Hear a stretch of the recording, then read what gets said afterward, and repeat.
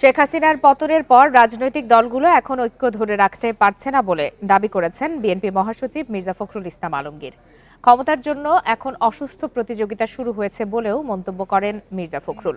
দেশ ও গণতন্ত্রের স্বার্থে রাজনীতি করতে সবার প্রতি আহ্বানও জানান তিনি। বৃহস্পতিবার গুলশানে এক অনুষ্ঠানে এসব কথা বলেন বিএনপি মহাসচিব। বিএনপি চেয়ারপারসন বেগম খালেদা জিয়ার বিরুদ্ধে প্রতিহিংসামূলক মামলার উপর লিখিত রাজবন্দির জবানবন্দি শীর্ষক বইয়ের মোড়ক উন্মোচন করতেই এ অনুষ্ঠানের আয়োজন। গুলশানে বিএনপি চেয়ারপারসনের রাজনৈতিক কার্যালয়ে অনুষ্ঠানের শুরুতেই বইয়ের মোড়ক উন্মোচন করেন দলের মহাসচিব মির্জা ফখরুল ইসলাম আলমগীর। বক্তব্যের শুরুতেই মির্জা ফখরুল বলেন, নেতাকর্মীদের আন্দোলনের ফলেই চিকিৎসার জন্য বিদেশে যেতে পেরেছেন খালেদা জিয়া। অল্প দিনের মধ্যে মামলা থেকে মুক্তি পেয়ে তারেক রহমানও দেশে ফিরবেন। কাতারের আমিরের প্রতি আমি আমার কৃতজ্ঞতা জানাচ্ছি যে তারা একেবারেই কোনো পারিশ্রমিক না, অর্থাৎ যেটাকে আমরা বলি রেন্ট না নিয়ে তারা প্রতিশ্রুতি দিয়েছেন।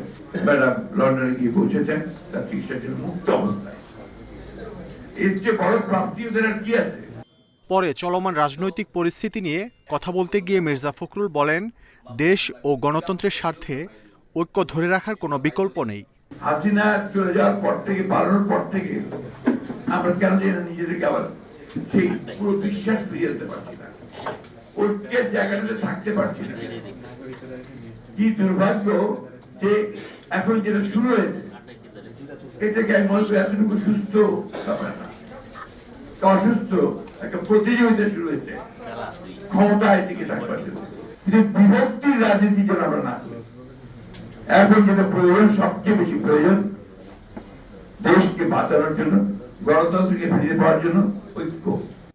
নিরপেক্ষ নির্বাচন ছাড়া সংস্কার টেকসই হবে না বলেও জানান মির্জা ফখরুল। তার দেশকে ভাগ করে আবার। মাহমুদ শরীফ, ইন্ডিপেন্ডেন্ট নিউজ, ঢাকা।